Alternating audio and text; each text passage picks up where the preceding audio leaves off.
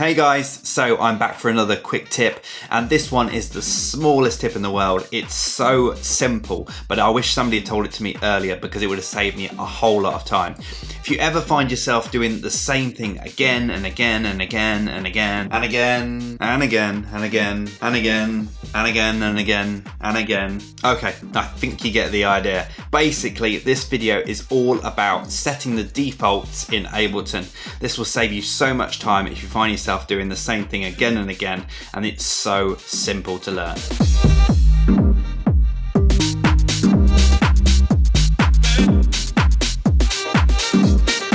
Okay, so this might sound a bit beginner's guide to Ableton, and it is a really simple feature, but I don't know if everybody is using it, and it's certainly something that I didn't find until very late when I was learning Ableton.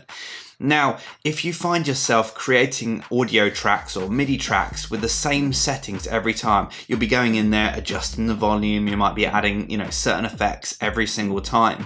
Wouldn't it be easy if you could just set up these as almost like a template or the default? And that's exactly what this video is all about. So on every channel, you can set it as a default. So you can set a default for a MIDI channel and you can set a default for an audio channel. And this will save any settings that you have on that channel. So it might be the volume, it might be the panning, it might be certain effects. Whatever you want to set up on that channel, you can set up beforehand, click Save as Default, and that will then save that for every track that you then load in afterwards. Now, when I come to do this, I usually set the volume at maybe -6 dB, just so I've got some headroom. So every audio track that I add in is -6 dB. You can also load in the default kind of effects that you want on there. So say for example, every channel you want to have an EQ8 on. That's something that I definitely have in my setup. So that's what I do.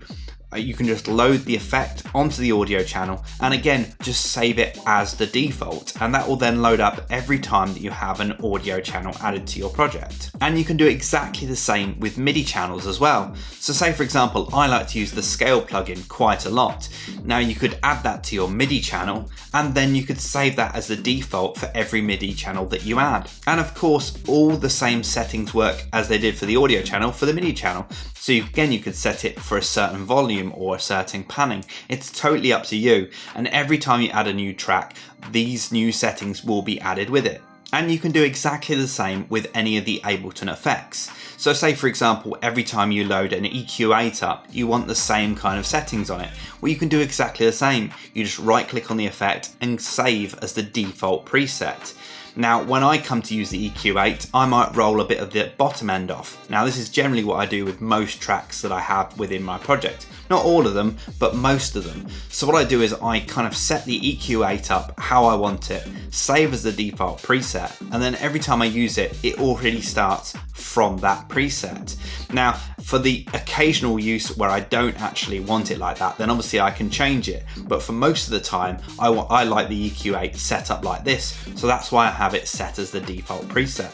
And it's so simple to do, and you can change it at any time. For something so simple, it saves you so much time. And believe me, if you're doing the same things again and again and you're getting tired of it, then you'll have wondered why you've never used this feature before.